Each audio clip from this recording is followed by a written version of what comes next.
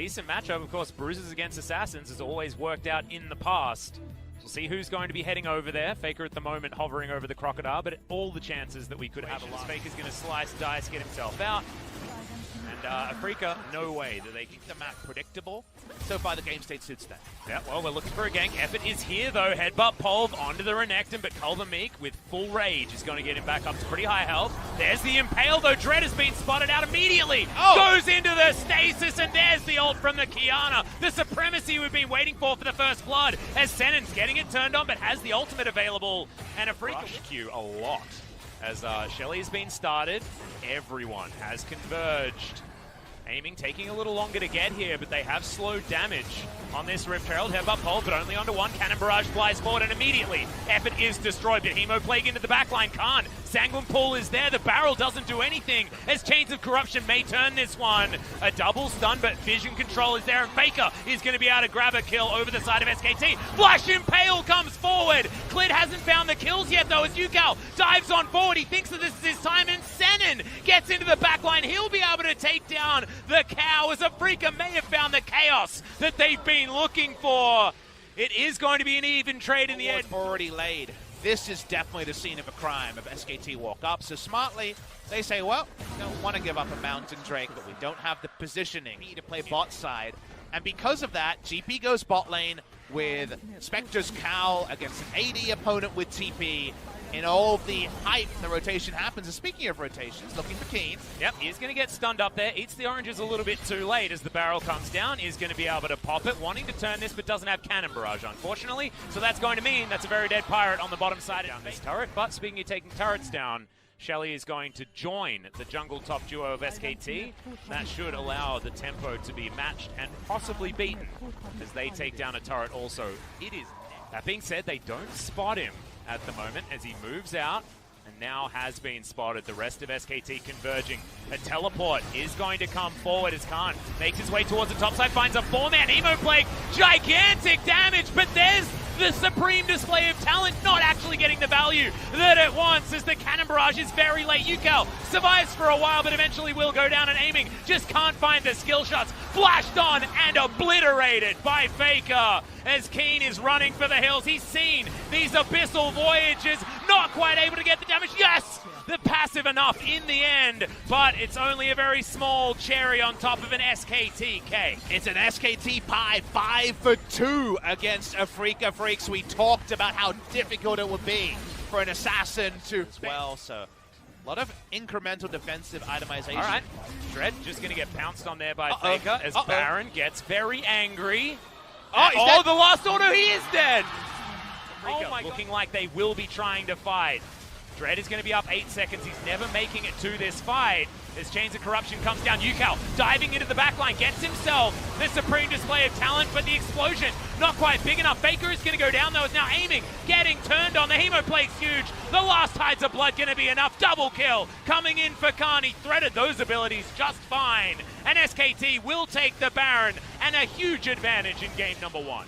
Here comes Dread, front row to see the bad news. He's re-engaging. That is a 3-man body slam as Khan into the Sanguine Pool. It's not even going to die. Insult, meet injury. They dealt with it very, very nicely. We're going to see in the picture-in-picture, I believe Khan just soloing down the Ocean Drake as this was a real tilter for the Afreeca players. I mean, Khan surviving on a roll of at least second place. Yep. They're guaranteed making it in there. As Khan not going to be so lucky just yet. Remember, holding onto the pool for a long time. He wanted to kill Dread, who this time finds the Zhonya's button. And that's 1 versus 4. And Khan just wanders away. Phase Rush pretty strong in that department. And SKT will break open the base most likely as Teddy moves on over with a hell of a lot of attack speed. Yukal lying in wait, but 1 versus 4. What are you going to do? Absolutely nothing. This is the scaling issue of Baron buff. 8,000 gold, all of a sudden the lead. This was such a close game up until that Baron, and where everything went wrong for Afreeca. Clid gets the flash, gets the Impale, and that is a very dead Gragas. I believe Zhonya's was even on cooldown at that stage. And SKT, it's feeling very elementary. Khan, he knows this feeling, but this time he's got backup. Effort is going to make his way in. Faker teleported, gets into the backline. Kulvermeek to get all of his health back. as Keen has to eat oranges to get out of the way of the open maw of this crocodile. Teddy moves over as well, and Afreeca just can't do anything. This is the tower we prepared earlier. Khan has a pull that he's going to utilize here, and Teddy taking matters into his own hands, sidestepping the Mystic shots beautifully. He's and a second inhibitor is going to go down. He's frontline just a zone away. Afreeca over that man advantage that we talk about with these sort of pushes when you have a lead like this is with SKT as Yukal. He's just trying to find his way in. Faker has to go into his Zhonya's as he is going to get knocked down to the Guardian Angel. Now, Yukal moves his way in, still hasn't used that ultimate just yet. Does eventually throw it down, but it is not going to be enough as effort is going to get turned on. He's going to have to flash, has himself the thick skin, but remember, doesn't last quite as long now as aiming. Wants to find the Mystic shot, is going to be able to do it. After a cheeky E, and now Baron could be available for the Afreeca Freaks. It is not over yet. They're trying to force it around Baron. No TPs to try to backdoor. Look at the base. It's in, it tatters, but there's no way actually for SKT to turn on to that. Sometimes you have to all in, as the Baron should just be taken. The Mountain Drake is going to be the trade that SKT accept. Trade of effectiveness, given that Yukal's got a pretty dull blade. Well, that's a Chains of Corruption landing there. Faker looks for his way in, but Dread is going to use that Zhonya's. Khan finds his way into the backline. Baby! Oh my god! The explosion of damage. Ezreal was there for a second, gone the next second. Unbreakable will, but I believe it's going to be broken now. Yukal comes in and says, guys, where did you go? I was looking for a flank, and this is just a 1 versus 3. He is mopped up easily, sliced, diced, prepared for dinner. And SKT looking for the game #1 win, and they'll find it. Nexus turrets will be taken down. Afreeca, they found that surprise Baron at the end, but not quite enough as the Nexus explodes, and SKT, one more, and they'll be moving on. AD melee, it is Yasuo. Oh man, Yasuo Draven. Talk about a last round of picks here for the Afreeca Freaks. Here for this composition. Effort's going to move up, but he's a little bit too late to stop anything. We'll see whether he's going to come over. We're actually looking to go for a dive here. Keen flashing forward, gets himself the root exhaust. Down onto Khan, but gets the stun. Max range ultimate comes in first blood once again. Over to Afreeca Freaks as Keen. Arctic Assault and the flash. Realm Warp going to come in as they're looking for the dive. Arctic Assault goes wide, but they may still just have the damage. The Q is going to land. Dread takes a fair bit of damage. Fade away jump shot on the ultimate is going to secure it. But at the end of the day, imprisoned was a good old cannon. Still, SKT on the bottom side, going to be able to pick up an answering Cloud Drake. The weak side became the strong side for all their power, move it up. So I love the fact that Afreeca addressed their biggest problem in game #1, where they're 2v2 losing lane. Here is Yukal smashing down the Inferno that they synergize with very on nose. On 3 into the brush, another Clid makes his way out towards the Draven as now Yukal is being impaled. They're looking for him. He's not actually going to throw it out. Faker being taken down very low. Whirling Death flies in as there's the Pop Blossom, but he's booped out of the way. The Mountain Drake has been started. Effort gets the Devour and Regurgitate over the wall as Senin flashes just the right time. The AoE from this Rise, Fire in the Dragons. 2 of those really, really good at taking down this Purple Worm. It's taken off the board. Yukal might be the sacrificial lamb, but he's going to flash to try and get himself out of the way. SKT want to kill as many of these Barons as they possibly can. Dread, great sidestep, flashes. Is going to get out of the way there as Keen. He still has his outer turret available, and that's the Lantern Ride that is going to be so... But Keen throws down the Realm Warp. It all falls in. Big punishment on Clid walking up and not respecting the Rise. They walk up here. They're going to get the mid lane outer. Took a Baron to get it. 27 minutes in. Third Pikachu in a side lane. Now, you people here is, okay, we're going aggressive onto the Yasuo, finds himself the last breath onto effort, but 1 versus 4, I have a feeling that SKT should be able to get this one done, and they do. That's just the inting Yasuos that you guys come to expect from all of your solo queue games. Whirling Death will stop a couple, no, just, oh yes, couple of backs. Just the edge of it there onto the Ezreal. Kench and Cannon, the only ones here. That's really important. Atlas, good call on that one. They're going to get some turret damage in at minimum. Well, aiming does way too much damage, so I believe this one is going to get taken down. Adoration stack still there. You can see 775 real blue on these blades as Khan might be the first one. Aiming, looking for it, gets it. Huge cash in for the Draven. Looking to take down the inhibitor here as well, and the Afreeca Freaks. They are such a driving force here in game number 2. Looks like we're going to go to the distance here today. Not willing to call it yet, but Afreeca are in a great spot, and SKT haven't been able to force like they wanted to. Second inhibitor turret breaks down, and SKT, they just found no rhyme or rhythm in game number 1 compared to game number 1 in game number 2 against the Baron buff push. So smart use of resources there from Afreeca. Speaking of resources, yeah, Hook lands onto Clid. He can't do anything. Whirling Death is going to equal the end for the Skarner. Another one comes in. Pop Blossom from Faker finds it, but only onto Dread, as now Faker's copping damage from Keen up towards the top side. Oh God, Khan, nothing he can do. Faker obliterated. Realm Warp delivers the Afreeca Freaks into the open arms of the Tom Kench, who goes golden to represent how much money he's worth. As Senin takes him down, Teddy gets a kill off the back end, but 1 versus 4, I have a feeling this means game number 3. Absolutely, game number 2 is over, and the Draven Yasuo will hold the result here. Flash forward, stand aside, Teddy. Aiming, looking to win this game, and Afreeca even out the series. It's gone red in the famous Longzhou final victory over SKT 2 years ago. He will take Jax into Camille. Really fun matchup here. Fresh from exerting their will, and Faker's here too. Yeah, even able to get over that wall. It's a good play there from Senin. Flashes out of the way, but the abscond, stand aside, not enough. First blood over to Clid. Teleports in everywhere as Yukal gets a huge ring of frost, but Clid is going to be okay. And that scenario and tank this much aggro. Dread and Clid. Yeah, face check comes in from Clid, but Arctic Assault already used there from Dread. Kiana's walking up as well. She just got her ultimate. Yep, so Faker going to be able to throw people into walls, but Khan taking a turret shot. He's lower than they otherwise want him to be. They dive on forward, but there's the ult, there's the damage, and here's the SKT. Play around it. Definitely all early signs are that SKT are a lot more prepared. In-game river buff on the Q as well, definitely the highest value that you want for these scenarios. Flash forward from King, gets the frozen tomb. And there we go, Faker throws out the ult, doesn't get the highest of value, and Keen's now found his way. It could be the turnaround potentially here, but Khan is just dancing around. The skill shot leaps back in, is going to fall, but it's still a 1 trade from SKT, and Whirling. Fountain Drake going to be almost exclusively contested by SKT. It resets a little bit. Yeah, Senin throws a ward over, but Dread decides, nope, I don't want to go into my own prison. Is now Keen looking for the solo kill against Khan. There's the flash forward. Counter-Strike has come down, but in goes Yukal. Not going to be a solo kill today, as Yukal just jumps his way forward with the flash. Here is that roaming play that we saw earlier.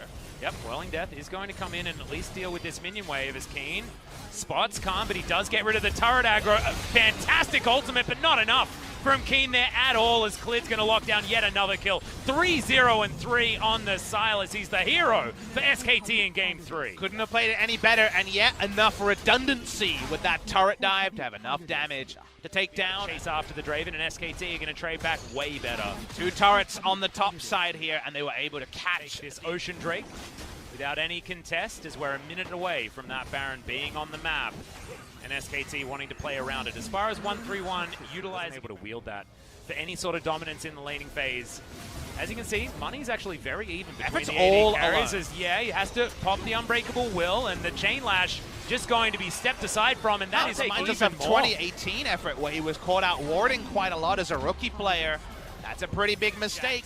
And through towards him. Heard about it over the wall. Yukal's going to get through there. Okay, Effort slowed down by the Winter's Wrath. Flayed back as well. And now Effort with the Unbreakable Will. I have a feeling that is named completely wrong.